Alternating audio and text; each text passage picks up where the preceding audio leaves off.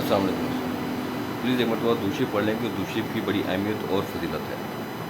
अल्लाहुम्मा सल्ली अला मुहम्मदिन व अला आलि मुहम्मदिन कमा सल्लैता अला इब्राहीम व अला आलि इब्राहीम इन्नका हमीदुम मजीद।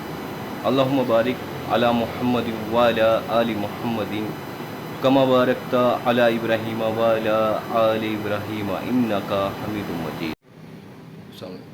दोस्तों, अल्लाह ताला उस बंदे को बहुत ज़्यादा पसंद करता है जो बदला लेने की बजाय या बदला लेने की ताकत उस्ताद रखने के बावजूद भी दरगुजर से काम लेता है।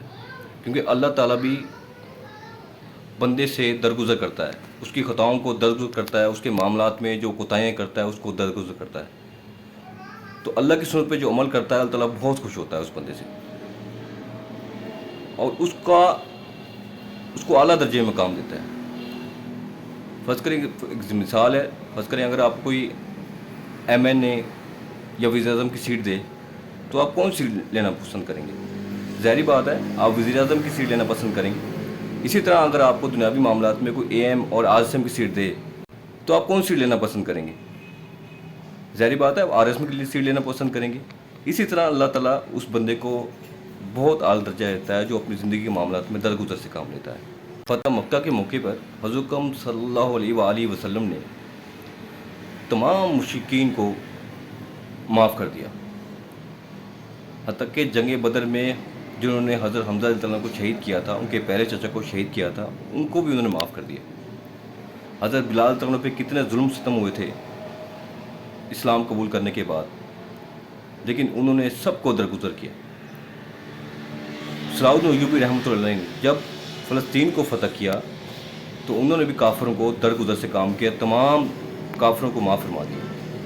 इसके बदले में जबकि ईसाइयों ने फ़लस्तीन पर कब्ज़ा किया था, जब मुसलमानों की हुकूमत थी, उन्होंने मुसलमानों को बहुत जुल्म सितम किया था।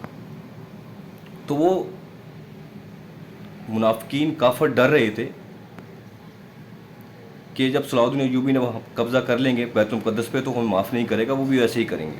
तो लेकिन उन्होंने ऐसा नहीं किया।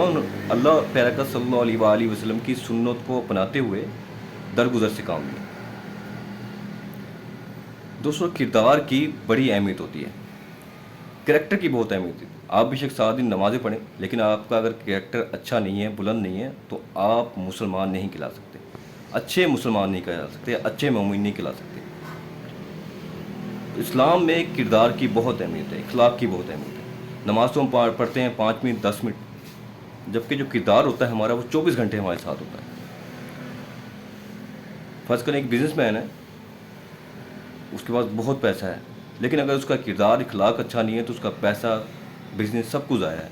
जबकि इखलाक अगर रेडी वाले का अच्छा है तो उसका भी किरदार अल्लाह के नज़दीक बहुत बुलंद है। ये मैं नहीं कह रहा हूँ, ये अल्लाह ताला अपनी इस आयत में फरमा रहे हैं। आइए देखते हैं कौन सी आयत। अल्लाह ताला कुरान पाक की सूरत नंबर 50 सूरह निसा की आयत नंबर 149 में इरशाद फरमाते हैं, जिसका मफ़हूम है, अगर तुम किसी नेकी को इलानिया करो या पोशीदा किसी बुराई से दरगुजर करो, बस यकीनन अल्लाह ताला पूरी माफ़ी करने वाला और पूरी कुदरत वाला है।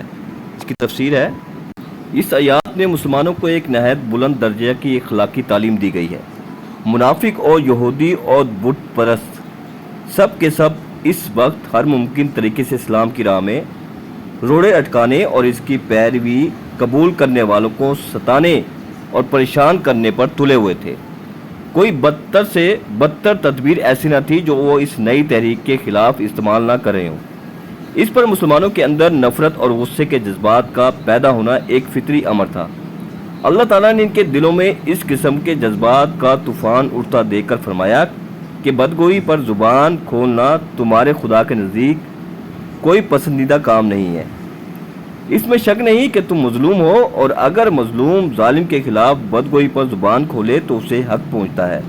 लेकिन फिर भी अफजल यही है कि खुफिया हो या एलानिया, हर हाल में भलाई किए जाओ और बुराइयों से दरगुजर करो, क्योंकि तुमको अपने इखलाक में खुदा के इखलाक से करीब तर होना चाहिए। जिस खुदा का कुर्ब तुम चाहते हो, इसकी शान ये है कि नहायत हलीम और बुर्दबार है, سخت سے سخت مجرموں تک کو رزق دیتا ہے اور بڑے سے بڑے قصوروں پر بھی درگزر کیے چلے جاتا ہے۔ لہذا اس سے قریب تر ہونے کے لیے تم بھی اعلیٰ حوصلہ اور وسیع الظرف بنو۔ جزاک اللہ۔